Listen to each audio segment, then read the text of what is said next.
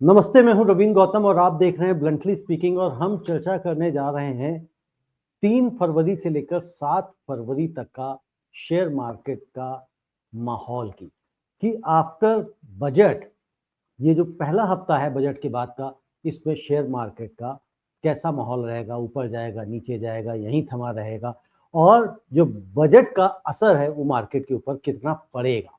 अगर हम पिछले 2 दिन की अगर हम बात कर लें तो देखें कि निफ्टी 23,277 जो है लोवेस्ट बनाया उसने और कल बजट वाले दिन उसने 23,632 का हाई बनाया, लेकिन जो बंद हुआ वो 23,482 पे बंद हुआ, 26 पॉइंट माइनस 26 पॉइंट लाल निशान पे रहा।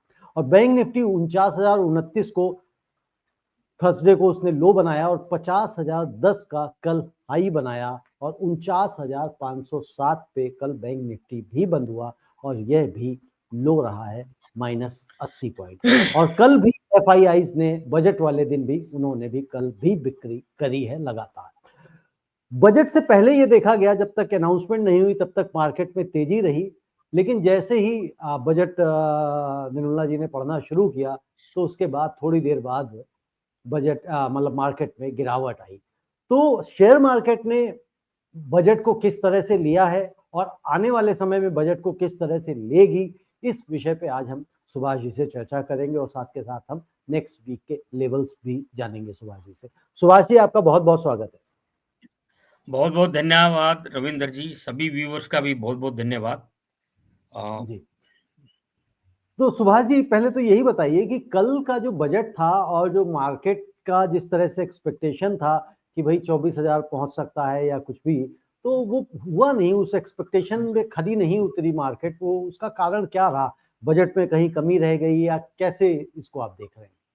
देखिए, ये जब बजट 1 फरवरी को डिक्लेयर होना था तो फाइनेंस मिनिस्टर बजट प्रोसेस तो पूरे साल ही चलता है। जुलाई 2024 में लास्ट बजट आया था, फुल जी, बजट, नई गवर्नमेंट, मोदी गवर्नमेंट आने के बाद। उसके बाद से प्रोसेस धीरे धीरे धीरे धीरे चलने लग गया। तो सितंबर क्वार्टर में मार्केट में सेकंड क्वार्टर के जब रिजल्ट आए तो जी, इकोनॉमी वाज वेरी स्लो। तो उनके पास चैलेंज था कि भी इकोनॉमी स्लो है तो इसको कैसे ठीक किया जाए। और स्लो क्यों है? क्योंकि अर्बन डिमांड कम है और हम्म, रूरल डिमांड ठीक थी। लेकिन रूरल डिमांड ठीक होने से टोटल डिमांड कंट्री की वो ठीक नहीं हो पा रही थी। तो उनको दिमाग में ये था कि भाई ये कंजम्पशन डिमांड बढ़ानी है मुझे। हम्म, तो डिमांड बढ़ाने के लिए क्या किया जाए? सबसे इम्पोर्टेंट पॉइंट यही है कि मिडिल इनकम ग्रुप जो है उनके पास कुछ पैसा आना चाहिए। और उसके लिए बजट के अंदर फाइनेंस मिनिस्टर निर्मला सीतारमन ने 12 लाख रुपए जिनकी इनकम है उसकी डिमांड निल, और जो सैलरीड वाले हैं वो 12,75,000 तक उसका इनकम टैक्स की डिमांड निल है।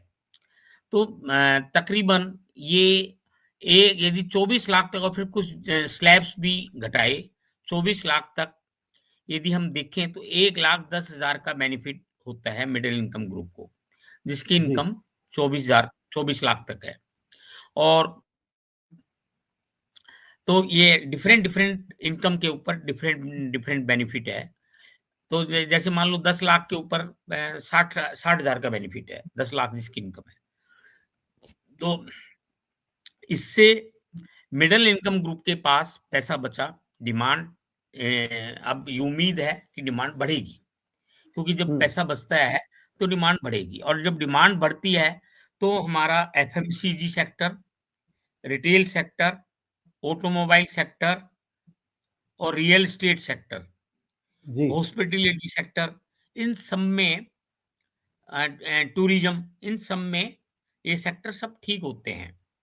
हम्म, तो इन सेक्टरों में लेटर और सूनर, स्लो एंड स्टडी, ये सेक्टर आने वाले टाइम में बेटर होंगे, क्योंकि गवर्नमेंट के एक एस्टिमेट के हिसाब से 1 लाख करोड़ का गवर्नमेंट को फोरगो हो रहा है ये रेवेन्यू, है ना?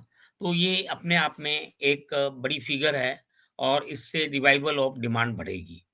तो ये तो दूसरी बात, जो उनको फायदा होगा, ये न्यू टैक्स रिजीम में जाएंगे, अडॉप्ट करेंगे, उन्हें ही फायदा होगा ना। देखो ऐसा है, अब ओल्ड टैक्स रिजीम का कोई फायदा नहीं है, क्योंकि अच्छा। गैप ज्यादा हो गया है ना। जैसे मान लो, एक तो बेसिक एग्जाम्पशन 3 लाख से 4 लाख कर दी, 4 लाख तक तो हम्म। वैसे ही जीरो है, हम्म। ठीक है। और 12 लाख तक यदि इनकम है तो हम्म। वो वैसे ही खत्म हो गए लोग, मतलब। तो अब ओल्ड वाला, ओल्ड रिजीम में कोई ज्यादा बेनिफिट नहीं रहा कि कोई उसको ओके। अडॉप्ट करेगा। मेरे ख्याल तो 99.9% tax payers will adopt new regime. अब ओके। ओल्ड रिजीम का कोई मीनिंग नहीं रहा प्रैक्टिकल सेंस में। हम्म। और लेकिन अब दूसरा क्वेश्चन, मार्केट के हिसाब से हम देखें तो देखिए, कैपेक्स जो है हमारा, फाइनेंशियल ईयर 24-25 के अंदर जो बजट था लास्ट ईयर, उसके अंदर हमने 11,10,000 करोड़ का कैपेक्स किया था। और अब इन्होंने रिवाइज करके, क्योंकि पहले 3-4 महीने में तो जनरल इलेक्शंस थे, तो 4 महीने तो 3-4 महीने खराब हो गए थे, और वो कैपिटल एक्सपेंडिचर नहीं हुआ, इसलिए इकोनॉमी भी स्लो हो गई।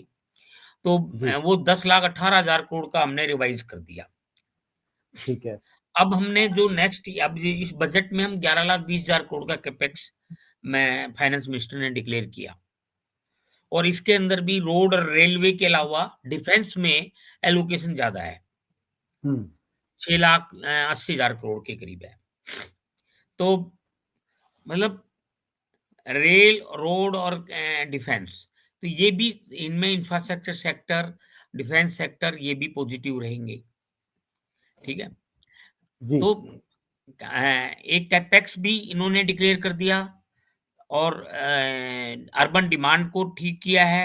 रूरल डिमांड में कई स्कीम्स निकाली है, हम्म। धन धान्य एक स्कीम है।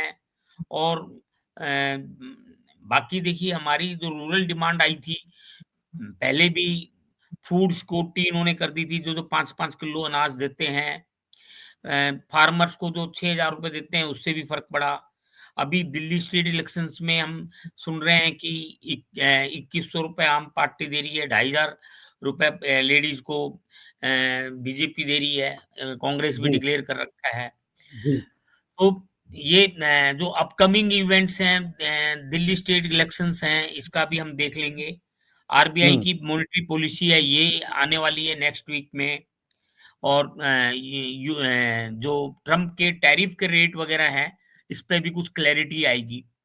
जी। तो ये 3-4 इवेंट है जो इम्पोर्टेंट है आने वाले टाइम में, है नहीं। और जी। बजट के अंदर रूरल के अंदर भी डिमांड को मेंटेन किया है, वहाँ भी और स्कीमें चालू करी है, जैसे कि टूरिज्म सेक्टर के हिसाब से एयरपोर्ट वगैरह जो डेस्टिनेशन है ना, उनको बढ़ावा दिया है। रिलीजियस टूरिस्ट डेस्टिनेशन को बढ़ावा दे रहे हैं, है नी।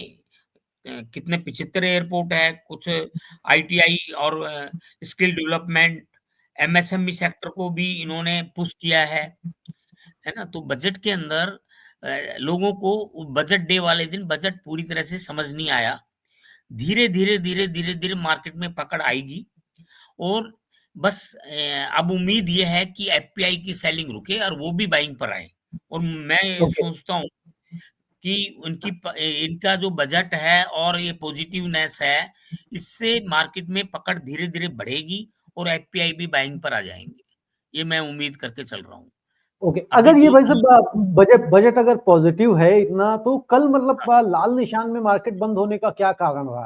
अरे मतलब इतने दिनों से आप देखिए, देख रहे हो, 3-4 दिनों से हरे पे बंद हो रही थी। कल भी अगर बंद होती तो मुझे लगता है कि मार्केट को एक और अच्छा सेंटीमेंट जाता, अगर 23,500 से ऊपर चली निकल के बंद होती। रविंदर जी, क्या होता है एकदम बजट को समझना कि, हम्म। क्योंकि बजट में लो हैंगिंग फ्रूट एक टैक्सेशन था, हम्म। जो सबको समझ में आ गया। बाकी जी। बहुत सारी चीजें हैं जो समझ आई नहीं। Capital G. एक्सपेंडिचर का कितना इम्पैक्ट पड़ेगा, अब प्राइवेट कैपेक्स आ जाएगा। और दूसरी बात, हम्म। इन्फ्लेशन कंट्रोल में होगा।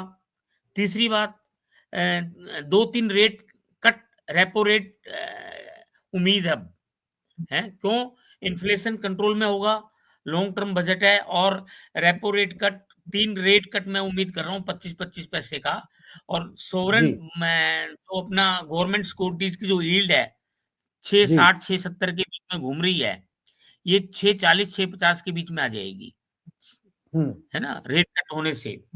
अभी जी आरबीआई ने लेकिन इमीडिएट फरवरी के अंदर जो मॉनेटरी पॉलिसी है, इसमें मुझे नहीं लगता कोई भी कट करेंगे, जी लेकिन अप्रैल के अंदर पूरी उम्मीद है कि 25 पैसा रेट कट आएगा मॉनेटरी पॉलिसी कमेटी की मीटिंग में। ओके तो ओके इसमें भाई इसमें 25 पैसा नहीं कटेगा। कटेगा इसमें इसमें हाँ भी जी। कटेगा ना या नहीं? नहीं, इसमें नहीं कटना चाहिए। इसमें नहीं करना चाहिए, अप्रैल वाले में आपको लगता है कि हाँ, 25 क्योंकि पैसे की ये कटौती इन्होंने है? इन्होंने थोड़ी लिक्विडिटी ईज़ की है, और ओपन मार्केट ऑपरेशन से और लिक्विडिटी को ईज़ कर देंगे। और ओके अभी जैसे बजट के अंदर बताया कि नया इनकम टैक्स बिल लाएँगे, जो हम्म काफ़ी सिम्प्लीफाई कर रहे हैं, रूल्स को सिम्प्लीफाई कर रहे हैं, क्लैरिटी को बढ़ा रहे हैं, एम्बिगुइटी को खत्म कर रहे हैं, और डीक्रिमिनलाइजेशन इस बजट में आया है काफ़ी।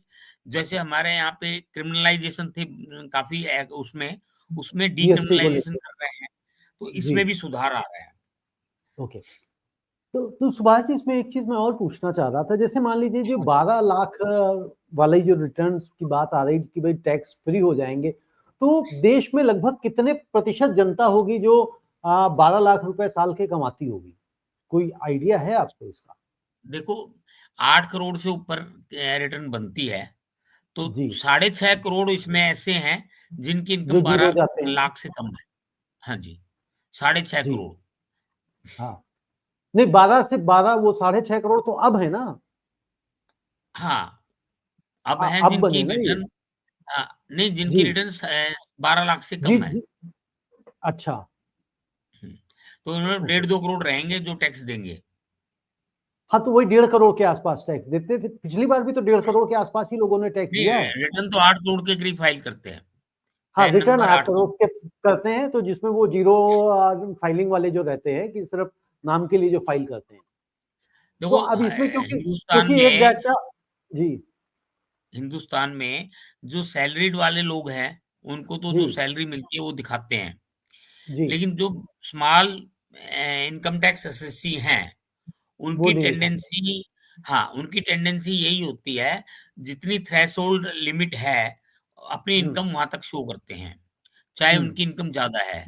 तो कम से हम्म कम ये तो होगा कि 12 लाख की रिटर्न भरेंगे, है ना? हम्म ताकि भी उनको टैक्स 12 लाख से मान लो 50,000 ऊपर कर दी, तो थोड़ा-सा टैक्स देके, और वो उनका नंबर 1 में इकोनॉमी के अंदर पैसा तो ज़्यादा आएगा ना, जो बिल्कुल डेवलपमेंट में लगेगा।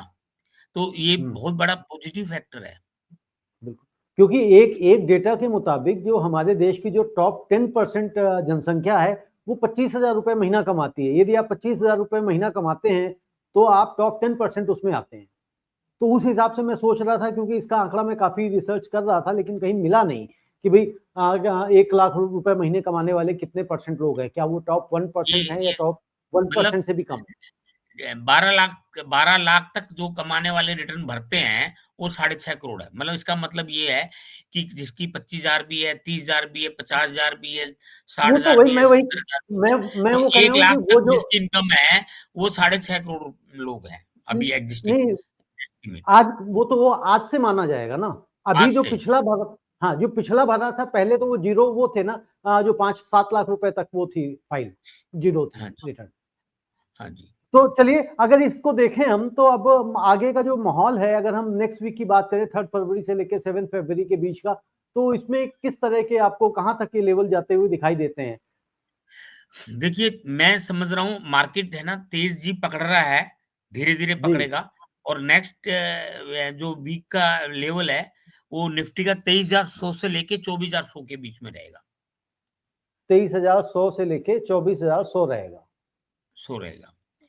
और और बैंक बैंक निफ्टी का निफ्टी का 48,900 से लेके 50,450। 50,450, ठीक है।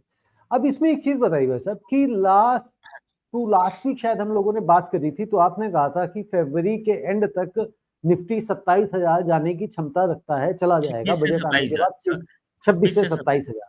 जी 26,272 का जो हाई है उसको भी तोड़ के हाँ, नया लाइफ हाई टाइम हाई बना मतलब सकता है। मैं अभी ये सिर्फ एक ही चीज़ इसमें है, मेरी ये असम्पशन है कि एफपीआई बजट के बाद अपनी सेलिंग रोक देंगे और बाइंग पर आ जाएँगे। और ओके, यदि ऐसा होता है, तो 26-27 हज़ार आराम से आ जाएगा, फरवरी ओके, एंड तक। समझ हैं, अभी हम सिर्फ ये देखना है कि एफपीआई की सेलिंग कंटिन्यू रहती है या नहीं रहती।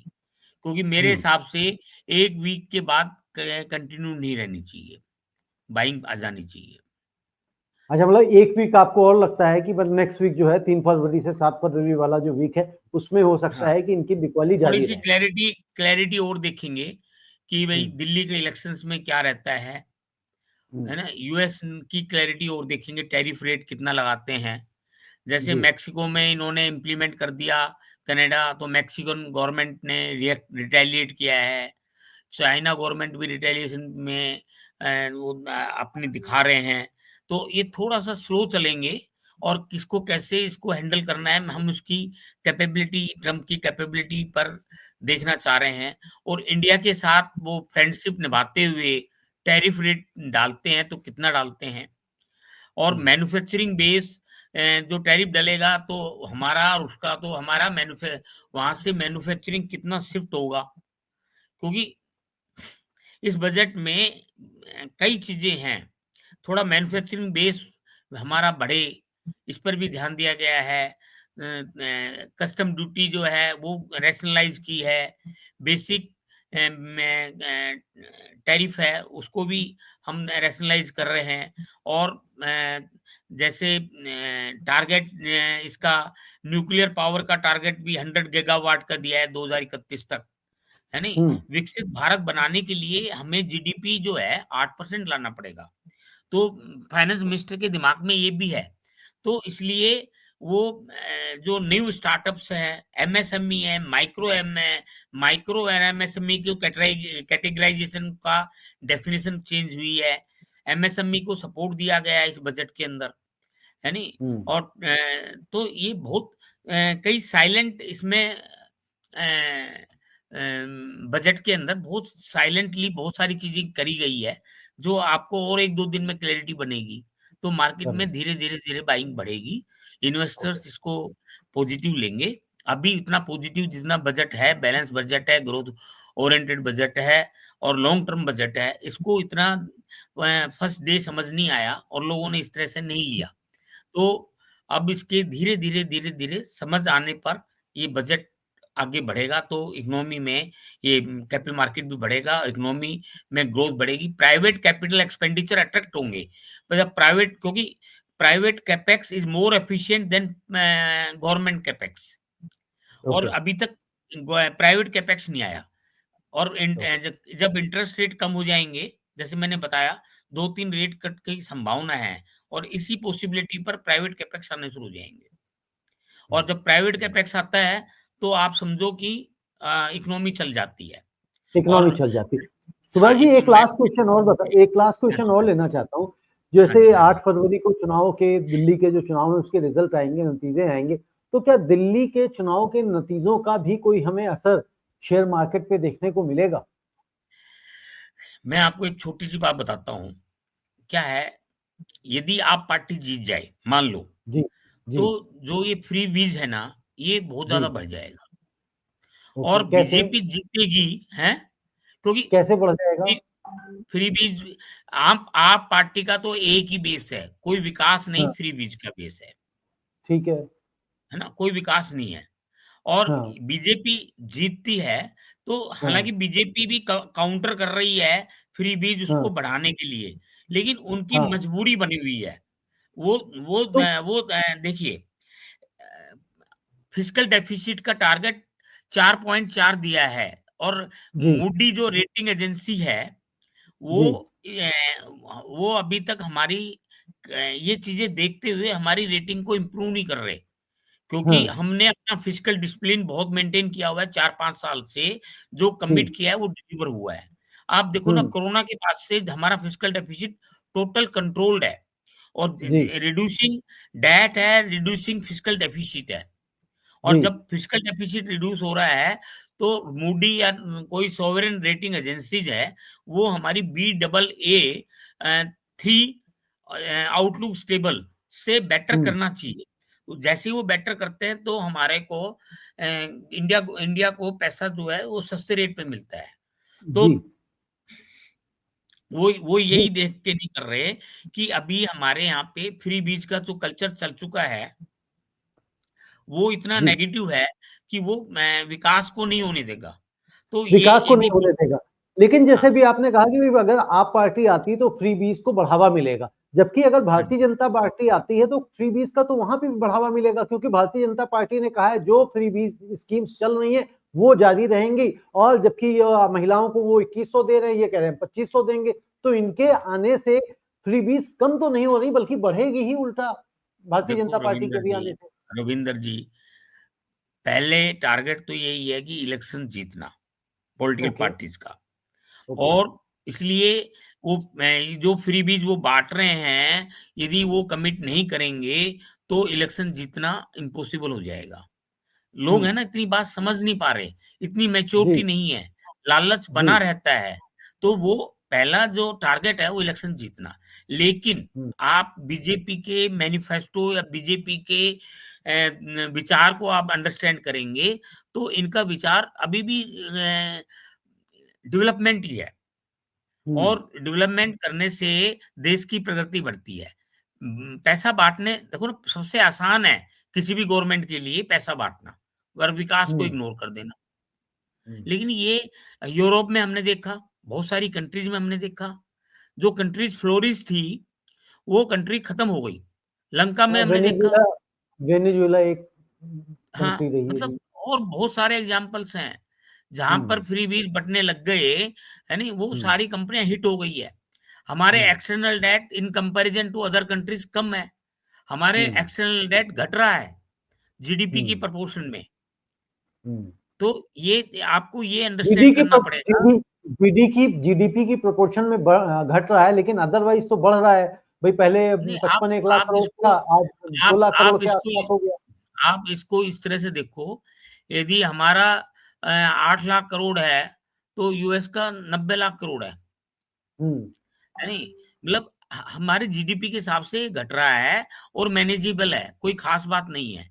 और हमें जब विकसित भारत बनना है तो हमें 8% जीडीपी अचीव करना है। और 8% जीडीपी अचीव करने के लिए हमें विकास करना पड़ेगा, हमें कैपेक्स करना पड़ेगा, हमें प्राइवेट कैपेक्स को इनवाइट करना पड़ेगा और हमें पर कैपिटा इनकम बढ़ानी पड़ेगी। तो इन सब के मैन्युफैक्चरिंग लिए भी बढ़ानी पड़ेगी। मैन्युफैक्चरिंग का बेस बहुत बढ़ाना पड़ेगा। आज हम सिर्फ सर्विस सेक्टर और एग्रीकल्चर सेक्टर के ऊपर चल रहे हैं। बिल्कुल। मैन्युफैक्चरिंग क्योंकि मैन्युफैक्चरिंग से एम्प्लॉयमेंट ज़्यादा जनरेट होती है। अभी हुँ, इसमें देखिए मैन्युफैक्चरिंग को बढ़ाने के लिए पीएलआई सेक्टर गवर्नमेंट ने कितना बढ़िया काम कर रहे हैं। ऑटोमोबाइल अब अभी जैसे जो जो बजट के अंदर जो-जो चीज़ें हैं ना, स्टार्टअप्स, एमएसएमई, है नहीं? इनको सपोर्ट करना, क्रेडिट इनको देना, वहाँ पे एक है क्रेडिट रेटिंग एजेंसीज़, उसको एम्पावर किया है कि वो एमएसएमई को पैसा चाहिए तो वो एनबीएफसी और बैंक को वो गारंटी देंगे, उनकी गारंटी हुँ, बढ़ाई है। और जो वो जब गारंटी देंगे तो पैसा मिलना आसान हो जाएगा। तो ease of hmm. Doing business, ease of getting credit, ये इस बजट के अंदर है। ओके। स्टार्टअप्स को हमारे स्टार्टअप्स आप देखो, एक छोटा-सा स्टार्टअप चाइना के अंदर डीप स्टेक है ना? वो उसने 5-6 मिलियन यूएस डॉलर इन्वेस्ट करके तहलका मचा दिया आर्टिफिशियल इंटेलिजेंसी में, जो जी, कि deep sea. 100 billion US dollar लगा-लगा के यूएस वाले वो जो चैट जीपीटी और जो एआई जी, के अंदर नहीं, जो कर रहे हैं, उतने उससे बेटर उन्होंने उस ऐप को बना दिया। बिल्कुल ठीक कह रहे हैं आप। तो हमें तो रिसर्च में भी पैसा लगाना पड़ेगा। रिसर्च में भी पैसा लगाना पड़ेगा, और अगर हमें विकसित देश बनना है तो जीडीपी को 8% के पार लेकर जाना पड़ेगा। और नेक्स्ट वीक के लिए लेवल्स जो सुभाष जी ने दिए हैं वो है निफ्टी के 23,100 से लेकर हमारा 24,120 वीआईएक्स के। जो है कंफर्टेबल आ गया, जो ओके। 19% तक चला गया था, अब वो हाँ, 14 से नीचे आ गया। तो 14 से इससे नीचे भी आ। ये कम्फर्ट फॉर बुल, इससे लग रहा है कि in spite of FPI selling हमारा मार्केट बड़ा है। ये देखो आप ओके। इम्पोर्टेंट ओके, है ना? बिल्कुल ठीक है। तो हमने जैसे क्लोज हुआ है 23,482, तो ये 482 23,400 को क्रॉस किया है और एट जी, वन टाइम 23,632 भी गया था। तो 632 गया ये था, सही है, हाँ, तो अब नेक्स्ट वीक में मुझे थोड़ी-सी लग रहा है धीरे-धीरे मार्केट उठेगा और मार्केट नीचे जाने की संभावना कम है। बाकी हुँ, फंडामेंटल बहुत स्ट्रॉन्ग है। बजट को मैं बहुत एप्रिशिएट करूँगा। लॉन्ग टर्म बजट है। लोग धीरे-धीरे इसको समझेंगे और एप्रिशिएट करेंगे। धीरे-धीरे समझेंगे और एप्रिशिएट करेंगे, तो जैसा सुभाष जी ने निफ्टी का लेवल 23,100 से 24,100 दिया हुआ है और बैंक निफ्टी की रेंज है 48,900 से लेके 50,450 की। तो नेक्स्ट वीक हम लोग फिर मिलेंगे, सुभाष जी के साथ चर्चा करेंगे अगले वीक के लिए। सुभाष जी आपका बहुत-बहुत धन्यवाद। धन्यवाद जी, रविंदर जी।